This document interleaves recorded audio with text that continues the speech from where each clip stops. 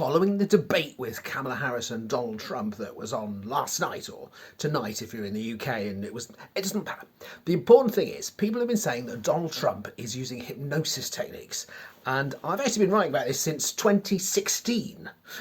I've been writing about it since 2016 because a guy called Scott Adams, who does the Dilbert cartoons, I don't know him, it's fine, he probably does, no idea who I am, but he started saying that Trump was using hypnotic techniques. And although I've been writing about it for about 8 years now, I think finally after that debate, we've got the answer as to whether he is or whether he isn't. This is what I think. So I'm a clinical hypnotherapist in Great Britain. Now, Scott Adams, the creator of the Dilbert cartoons, still not sure who he is, he's a cartoonist, isn't he, really?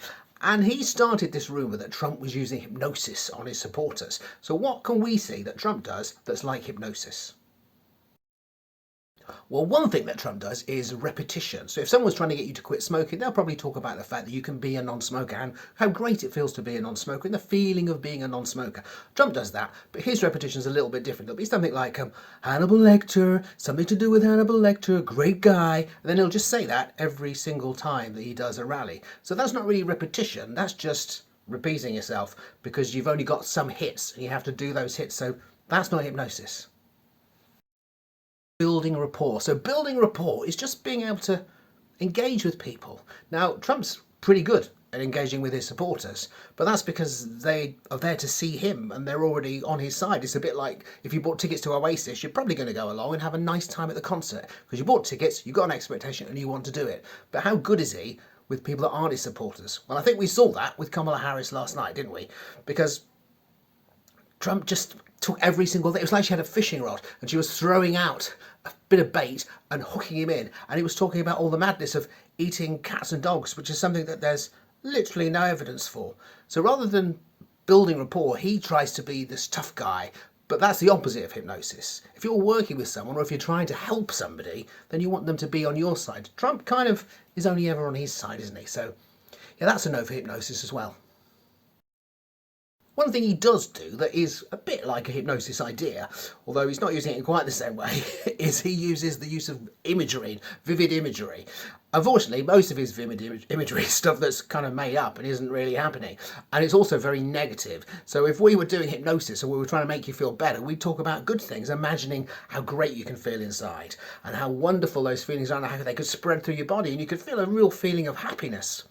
If you do that, it feels quite nice, but Trump does the opposite, because what he tries to do is tries to make people feel bad, tries to make people feel scared, tries to make them feel worries. So again, that's the opposite really, isn't it? So that's not really hypnosis either. So another thing he sort of kind of does do a bit is anchoring. So anchoring is where we try to associate something with something else. And what he does is he always tells us how great he is. So that way, his supporters will go, yeah, he's great, isn't he? He's a great deal maker, you're fired, all that stuff. But all that stuff was on a TV show and it subsequently appears that he's not that great and he could have just earned more money by taking the money he inherited and investing it.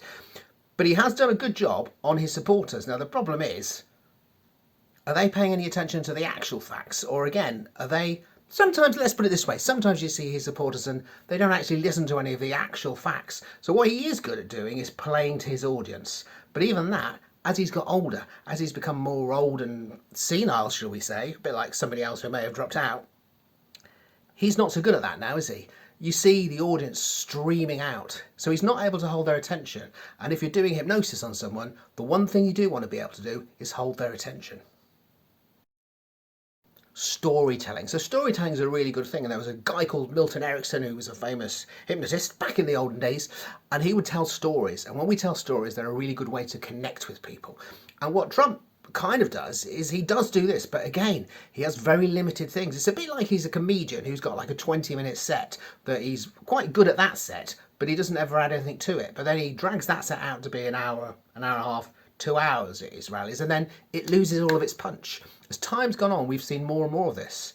And now Kamala Harris is doing more of the storytelling and telling us the story of how things can be different and better, which Trump's doing the opposite. He's just saying things could be worse or things are bad. He's only ever using the negative side of the language. And it feels a bit like, as a British person, if you don't mind me saying, America, you might have had a bit too much of the negativity. Could be time for a bit more positivity. So I guess that's not hypnosis either.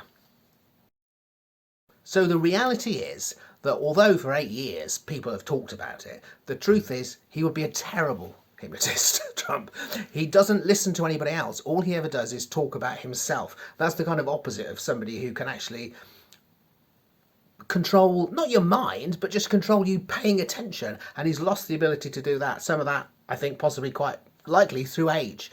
But the idea that Trump is using hypnotic techniques, I've written about it quite a lot, but I think now finally the conclusion is absolutely not.